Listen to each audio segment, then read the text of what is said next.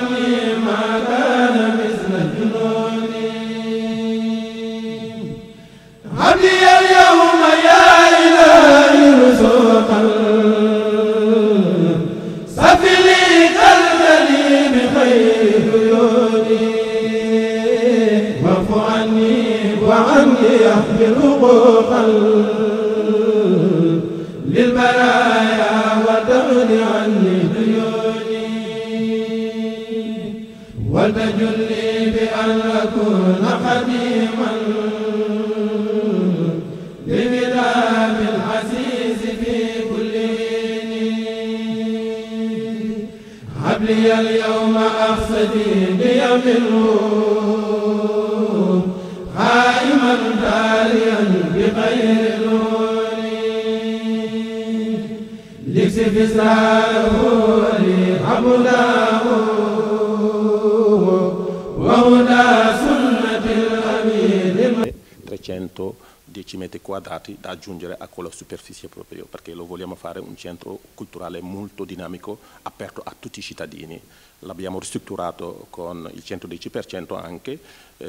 circa su 2 milioni di euro circa che abbiamo messo lì. Ci piacerebbe anche la vostra visita lì su quello centro culturale che per noi è un gioiello in Italia e proprio anche a Brescia. Sì, c'è. L'abbiamo comprato nel lontano 96. Lui era il primo presidente anche. All'interno del comune di Pontevico. La comunità da quanti anni è presente su Brescia?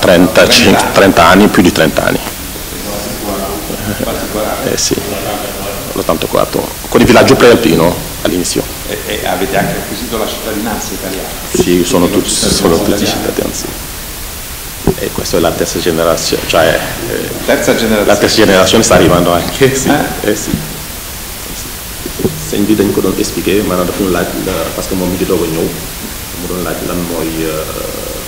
xamuñu association bi dafa bëgg ñu leeral ko si lañ ko maanaam tënkalee mu gàtt lool rek wax ko ne liñ fi am ak yow it boobu ba léegi yaa ngi fi ñëw et saa yoo fi ñëwee aussi dañuy bëgg jàkkaarloog autorités yi waxtaan ak ñoom ndax bis bi nga xam ne mooy bisu Cheikh Ahmadou Bamba bi da nga si faral di ñaax taalibe yi pour ñu jaar si ñoom donc boo ñëwee da ngay bëgg a xam exactement problème bi nga xam ne ñun ñu ngi koy dund ak i problème yi nga xam ne ñu ngi koy mën a posé bu ko defee boo demee si mbooloo mi da nga koy faral di wax dina di si soñ parce que loolu dafa bokk si sa liggéey waaw ci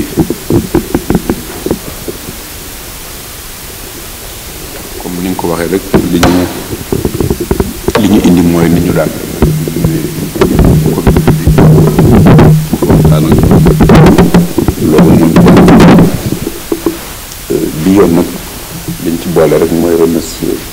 sant bu baax gouvernement italien ndax dañ ñu defal loo xam ne néew na lu ko ñun fu nekk lañu nekk waaye bariwul lu ko état defal muy jël place bi nga xam ne moom lañu am muy suñu centre culturel di fa def suñu jaamu yàlla def lépp ñun ñu financé ko financement yu am solo loolu daf ñu delloo si lu bare mooy kii moo fi teewal diplomatie Sénégal wante dañuy def loolu diplomatie humanité loolu moom dara jiituwu ko ci loolu mooy dalal ay nit ñu ñëw ci yow bokk leen lu bare la ñuy def xëy na bokk leen sax diine di leen ci encouragé ba di leen ko na nekk loolu bokk na ci li ñu gën a ñëw bi yoon ngir remercier ko ci place. Capire esattamente i problemi che ci sono con comunità, perché queste comunità devono soltanto dare l'esempio, stiamo sotto però la cosa più primordiale è il fatto che quest'anno, l'anno scorso, il governo italiano, un ringraziamento da parte sua per il governo italiano, perché ha fatto una cosa che per lui è immensa, perché anche con le diversità di religione non hanno guardato quelle cose, hanno detto queste persone hanno tutti i requisiti per avere questo genere di equipaggiamento e hanno potuto finanziare il rinnovamento di quello centro che quando uno ci entra veramente vede un gioiello e su questo lui ci viene tanto a ringraziare tanto questo gesto proprio perché non avete guardato la religione delle persone, avete guardato la persona al centro, questo fa noi veramente e infatti ha avuto veramente degli oggi per ringraziare noi perché sa che il governo per dire veramente grazie. kon ni ma ko waxee rek la ndaxte pour ñun am na diplomatie boo xam ne humanité lañ ko mën a jëlee ndax koo xam ne dafa ñëw ci yow ngir ay lu bari nekk ci loo xam ne yaa ngi koy téyal sa bopp yaa ngi koy muñ boo ci boolee mu ñëw fi amul li mu bëgg a am yépp xëy na nga di ko taxawal ci loo xam ne daf ko jitteel nekk ko toujours duñ ko fàtte te ci teewal suñu gouvernement mi ngi fi def naa dana ko jottali bi ci des mooy bi ñu fi demee ñëw léegi mat na proclamation bi ñu fi indi mooy le 8 juin bi def naa ren na ci ñaata at 25 la 27 ans waaw suñu waajur lañ ko defaloon loolu tamit communauté sénégalaise def lañ ko defal parce que fii ñi fi nekk ñëpp amuñu xaaj amuñu seen parce que kër bi nga xam ne mooy barab bi ñu ko fi def ki ko fi xalaatoon monsieur Moussa def na woon ñëpp ñoo ko bokk ku ñëw rek boo fi nekkee tumuraanke te xamaguloo foo jëm wala amaguloo kii mën nga fi nekk ak ñu dëcc day seen wàllu culture ak seen wàllu diine jafe woon na bu njëkk parce que xëy na booba xëy na ñàkk xam la mooy bi ñu demee ba gis ne xam ngeen ne li ngeen di seetlu ci nit du amam du xam-xamam du meloom du dara nit ngeen di xool loolu ba tax ñu jox ñu benn bés boo xam ne dañ Cheikh Ahmadou Bamba lañ ko tuddee parce que Cheikh Ahmadou Bamba musulman la mais dafa représenté communauté sénégalaise bi fi nekk yëpp ñi nga xam ne ñëpp ci kër gi nekk diine nekk foofu yëpp benn bi rek ñoom la représenté loolu yi nekk beneen ak boo xam ne dañ koy bàyyi xel muy loo xam ne ndax damay wax ne bés yooyu muy yaa ngi koy jël def proclamation yi bi may wax noonu mooy bés le 8 juin bi ñi ngi ko njëkk a amee ci New York 1989 muy am 36 ans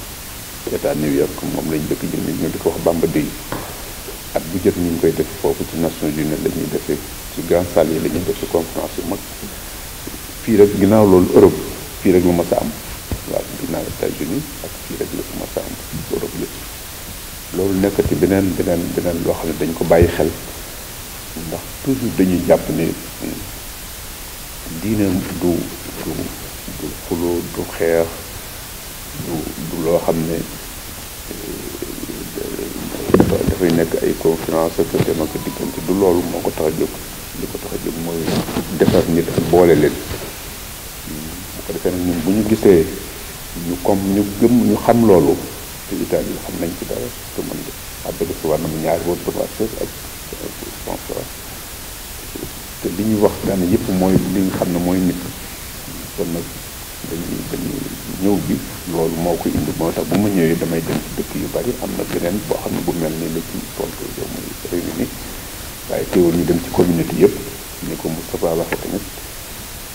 li ñu fii indi du tourisme moom du ñëw rek pour toujours ci kii wante pour xool ak ñoom ndax am na loo xam ne buñ ko defoon buñ ko nekkee woon fii am na loo xam ne yëpp du ngeen ko def ñu ngeen leen may bu fekkoon te ne seen comportement xëy na am na ci lu ci rax waaye bu am na noo xam ne bu ñëpp meloon bu ngeen ko def loolu moo tax ñu ñëw nag pour gën leen encouragé ci loolu gën leen ci soññi moo tax dañuy ñëw rek bëgg gisante ak yéen ba noppi suñu noppee comme ni ñu ko waxee dem toog ak ñoom nag ñu gën a teg nekk ci ay rek teg ci yoon gën a comportement yu baax gën a tege ci lépp lu yoon di digle ñu di ko def bañ a jaxasoo bañ a dugg ci dara li ñu war a dugg. Che è uno dei figli di Cheikh Ahmadou Bamba, l'ultimo figlio di Cheikh Ahmadou Bamba, si chiama Sëñ Mourtada, è lui che aveva chiesto al comune di Pontevico una giornata dedicata al nostro guido spirituale che si chiama Cheikh Ahmadou Bamba, che è fondatore della città di Touba, che è al centro del Senegal, dove in Senegal siamo 18 milioni, però almeno 70% sono di questa confraternita, che la cosa più fondamentale è la pace. E il papà nel lontano 27 anni fa aveva chiesto al comune di Pontevico di dare questa giornata dedicata a Cheikh Ahmadou Bamba, una giornata di pace, di preghiera, e loro su base dal primo, perché a parte l'Italia e proprio Brescia, Pontevico, tramite il comune di Pontevico, l'unico paese che ha avuto questa opportunità è stato in America, a New York, dove c'è una proclamazione da più di 36 anni che lo hanno fatto anche nella sala dell'UNESCO, ad esempio, ogni anno Regupa. Lui quando arriva qua è solo per questa giornata, perché ci tiene tanto a venire a parlare con l'autorità, chiedere soprattutto i problemi che ci sono, perché non è venuto per il turismo, è venuto per soltanto capire come sta vivendo. L'Italia, che è un paese di umanità, perché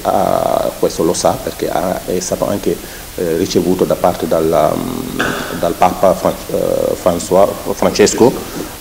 facciamo anche le nostre condoglianze. Lui l'ha ricevuto tante volte, 2 volte mi sembra, sì, non mi ricordo bene, e hanno parlato soltanto della persona al centro, e questo l'Italia è uno dei paesi che veramente merita, anzi l'ultima volta che è stato qua, questo lo aggiungo da parte mia, ha detto che il nostro governo, perché oggi è presente con il console generale,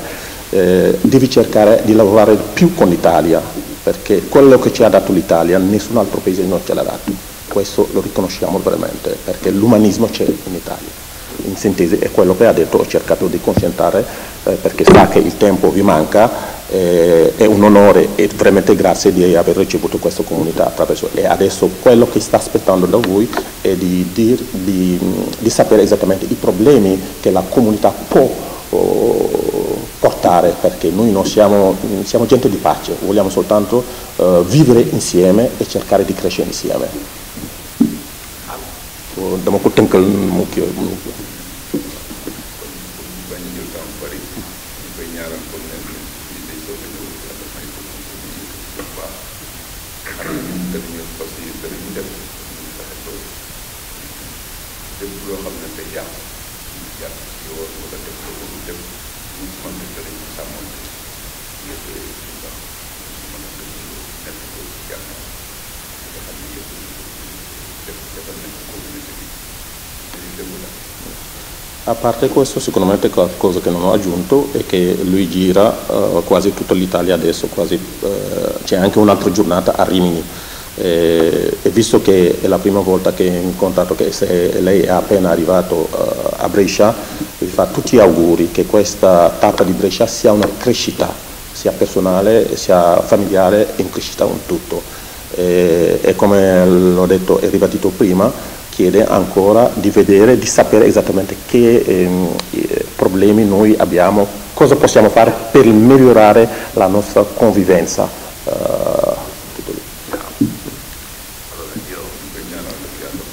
Ha detto ancora, ti fa tutte le preghiere del mondo che questa sia una crescita veramente. Grazie, grazie a tutti. Innanzitutto ringrazio il console e il vostro responsabile della comunità. leen di sant yéen ñaar ñëpp. Perché è importante tenere aperto il dialogo. nee na dafa am solo maanaam ibbi canal yoo xam ne dañuy toog di waxtaan di sottante xalaat. Dove al centro c'è la persona, anche nei processi di accoglienza degli stranieri nel nostro paese, noi ci sforziamo di mettere sempre al centro della persona. nee na Italia moom doxam yëpp mooy nan la ñuy def ba doomu aadama maanaam doon li nga xam ne mooy yuqul. In particolare la prefettura, il prefetto e gli uffici si occupano di garantire per conto dello Stato italiano l'accoglienza di richiedenti di protezione internazionale che giungono nel nostro paese e che ricevono per un tempo determinato da parte dello Stato un sostegno per essere ospitati in strutture che gestisce la prefettura. nee na préfecture warteef la si moom maanaam képp ku fi ñëw comme doxandee maanaam mu protéger la ak noo mën a kii yaa xam da nga fay ñëw si yoon da nga xam ne da nga fay ñëw pour wàllu politique ba benn problème doo ko am ak it fexe ba bu dee résident politique yi nga xam ne maanaam dañu ñëw di demander ay asile aussi ñu xool fan la ñu di def en attendant ñu leen di lijjanti ba ñu mën a demal seen bopp. Questo processo di accoglienza, come lo definiamo noi, mette al centro della persona, realizza come dire, un allargamento delle nostre comunità locali di dove vengono accolti anche i vostri concittadini e devo dire che Brescia si distingue rispetto a tante altre province della nazione perché ha una tradizione dell'accoglienza. nee na Brescia maanaam par rapport ak yeneen provinces yu bëri maanaam dafa wane xarañte ak it maanaam raw gu mu raw ñeneen ñi si wàllu woowu ndax préfecture si boppam loolu nga xam ne maanaam ñi nga xam ne dañuy ñëw te am ay problème muy protection internationale yu demee noonu ak asile yu demee noonu ñoom dañ leen di topp benn problème duñ ko am. Brescia ha accolto in 10 anni 150.000 stranieri. Brescia È un record italiano. Brescia rek 150.000 personnes si fukki at war na leen téye leen. Per cui questo ha creato anche una cultura, diciamo,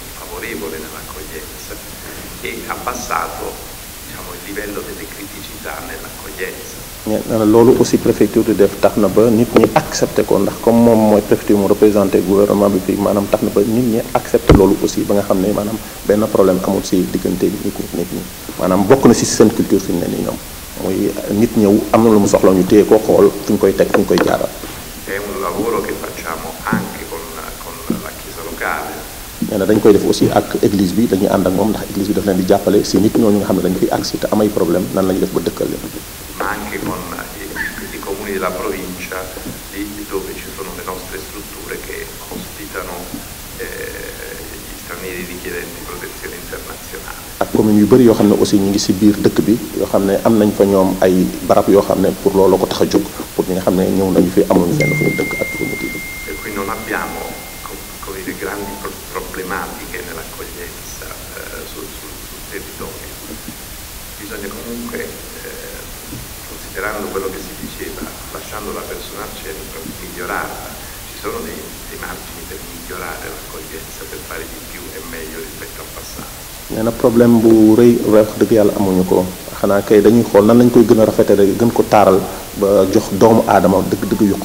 kiyam taxawaayam. E per questo vi ringrazio tutta l'intenzione di iniziare una sorta di collaborazione con la vostra associazione proprio per migliorare la condizione delle persone diciamo della vostra nazionalità, per oggi cittadini italiani, sì. Nel permanere sul nostro territorio. nee na mi ngi sant si taxawaay wi ñuy taxaw en tant que association yi ak yow it sa jëmm ji di xool nan la ñuy def ba doomu aadama yi maanaam nekk si nekk nu jàmm mi ngi si sant bu baax a baax. Questo vale soprattutto sotto il profilo del lavoro e dell'inserimento delle persone che arrivano in Italia per essere avviate al lavoro e quindi anche creare famiglie sul nostro territorio. nee na loolu aussi ñoom du rek dañ lay jël téye la xool fu ñu la dugal mais dañuy xool aussi nooy def ba mën am foo jàpp si liggéey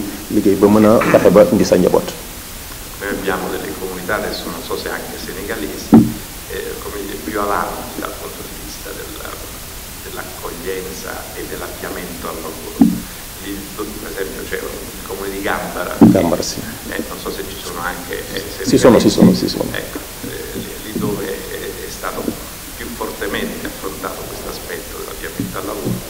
quindi i corsi di insegnamento della lingua sono stati moltiplicati su quel territorio perché c'è una grande domanda da parte delle aziende del Bassa Bresciana, che siamo a sud di Brescia, per avviare e accogliere persone per il loro lavoro. dafa doon laaj di ma wax ne ndax am na commune Gambara parce que foofu préfecture dafa fexe ba ndax dafa bëri usines yu fa nekk bërëbu liggéeykaay yu fa nekk yu bëri nga xam ne dañu doon laaj bërëb maanaam liggéeykat ba pare ñoom ñu tàmbale si nag di leen jàngal aussi italien parce que nit ki fi ngay liggéey aussi il faut nga mën a làkk-làkk. Per cui quello che consideriamo un modello positivo, quello di Gambara, mi piacerebbe estenderlo a tutta la provincia e a tutti i centri di accoglienza della provincia. nee na maanaam Gambara lañ fa def parce que dañ fa am bërëb boo xam ne pour indi jël nit ñi nga xam ne dañu fiy ñëw ba am ay problème ñoo xam problème politique la ñoo xam problème réfugié yu demee noonu ñu fexe ba ñoom ñoo jàng nañu làkk booba ñu si bëri ñu ngi tàmbali liggéey et modèle Gambara boobu nee na bëgg na maanaam tas ko si biir province su Brescia yëpp. E qui mi piacerebbe avere una collaborazione, perché se questo lavoro lo facciamo insieme, come tutto il sistema di accoglienza va costruito insieme, e credo che possiamo rendere un servizio migliore ai nostri concittadini. nee na moom dana mi ngi ñaan bu dee ñun mën nañoo aussi jàpp si fànn yu demee noonu moom daal tànnal nañu loxo ndax nit ñi fiy ñëw aussi am problème ñëpp dañ see war a jàpp pour mu gën a rafet. Solo dalla collaborazione e dal lavoro fatto insieme noi potremo ricavare buoni risultati per tutti e ancora una volta mettere di più al centro della nostra attenzione la persona. nee na jàppalante beeg lëkkaloo bi seulement si loolu rek la ñuy mën a fexe ba maanaam nit ki dëgg-dëgg ñu jox ko taxawaayam tolluwaayam. E poi apprezzo molto la vostra attenzione per la pace, però ecco, più mettiamo al centro la persona, sono convinto, più avremo risultati di buone relazioni e di amicizia tra i popoli. nee na maanaam ñun suñu ngëm-ngëm si wàllu jàmm daf ko neex lool ba jéggi day wa te nee na maanaam si jàmm si la ñuy mën a sax dëgg-dëgg nekk maanaam gis tolluwaay doomu aadama nu mu toll donc moom daal ñu ngi tàllal loxo si loolu suñu jàpp si bu baax a baax. Ha detto sì, gli puoi permettere un attimo, puoi dirti qualcosa. jàng foofu obligation la nga def ñetti langue la ñuy def foofu dañuy bind barrière linguistique moo taxoon moom permettre ñu daan jàng bind kese léegi nekk ay ingénieur ak yooyu état Sénégal it moo ñu jox étudiants yëpp nekk yëpp état Sénégal moo ko fi indi maintenant ay 10 000 léegi wala 11 000 ko na ko loolu nag dugal nañ ci ñu ngi bëgg langue Italie parce que commencé ñu def fii loolu lañ ci jublu bëgg parce que lu mu ci mën doon éducation mooy tax moo mën a régler boobu problème centre yii ngi ñu jox financé ko base bi li ko taxoon a jóg dëgg mooy mbooloo mi di ci dajul si seen diine ak yi waaye tamit éducation jàngale daf ci bokkoon te loolu occasion lay doon ñu xool même bu fekkee duñ ko mën a def foofu ñu may ñu ak ñu abal ñu ay classe yoo xam ne dañ koy jàngale te jàng nag jàng classe jàng bu tegee ci yoon boo xam ne dañuy ubbi classe di jël heure di jël xale yi ci loolu dañ ci mën a profité jàng suñu culture suñu diine en même temps ñu bugg walla ci mën kat langue bi parce que langue tamit jàng ko mooy tax nga mën ko xam mooy tax nga xam ko jàng ñi wax ni yëpp mën na ko def kooku moo am problème mais nag pour nga xam langue bi ba mën a am quoi dëgg dëkkandoo jiñ ci mën a ànd cohabitation bi ak àndante bi ak jaxasoo bi il faut ñun ñu jàng langue bi nekk kon ñun dañ kooku dañ ci daf ñu yitteel trop. Lo ha ricordato soltanto lasciando anche il confronto due parole, però lui voleva dire soprattutto che si muove tanto sull'educazione perché ha almeno sotto la sua 97.000 persone studenti sotto i suoi istituti e poi nel 2006 ha creato anche un'università e su questa università c'è tra il Ministero di Brescia e l'Università Sheikh Ahmadou Bamba hanno fatto un memorandum, hanno firmato dei accordi di convenzione perché sa che soltanto con l'educazione possiamo elevare la persona e mettere la persona al centro e lui ci pensa tanto su questo la collaborazione da parte nostra anche è aperta anche a livello locale, cercare di aiutare i nostri ragazzi per avere dei luoghi dove possono imparare bene la lingua madre conoscendo dove sono venuti per capire dove vanno dopo portarli la sua apertura su questo è fondamentale, ci conta tanto veramente perché sa che è importante. Operativamente a fare così abbiamo un organismo che si chiama Consiglio territoriale per l'immigrazione sì. a cui riportiamo tutte le questioni anche i problemi che possono verificarsi nell'accogliere le persone che arrivano nel nostro paese e chiedono di essere ospitate possiamo dedicare una riunione alla vostra comunità e mettere a punto anche quelle collaborazioni per vedere che cosa si può fare in più rispetto a quanto già stato fatto. Grazie.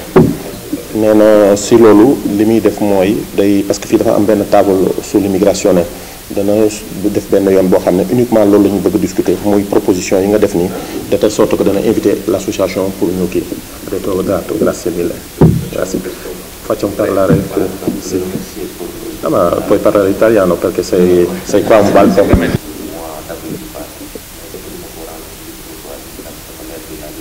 Ha detto che ha appena preso all'inizio del suo opera perché è stato da poco, non è ancora venuto a farti salutare perché sicuramente lo farà, è da aprile che ha iniziato, non ha ancora ricevuto le sue lettere di accredito e perché non è ancora venuto a salutare, perché ci conta perché sa che Brescia è importante.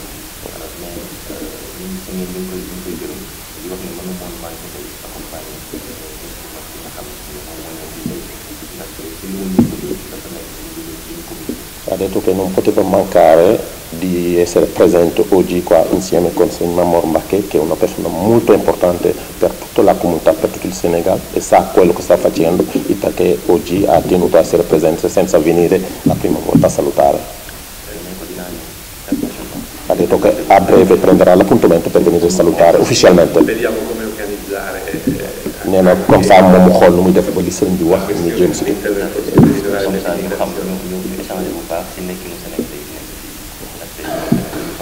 Ha detto che anche per scambiarsi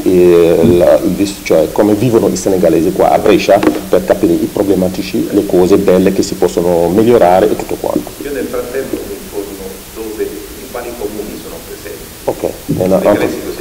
nee na entre temps dana def mapatour maanaam xool exactement fan la Sénégalais yi présent de plus comme ça ñu xool exactement problème yi nga xam ne gis nañ ko wala noté nañ ko ngeen mën ko discuter.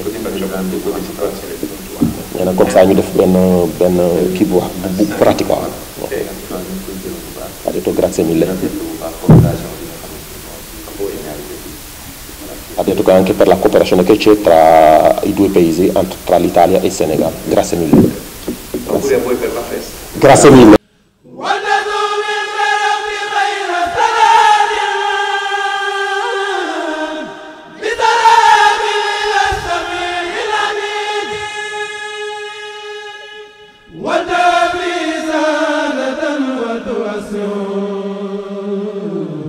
وتبني بي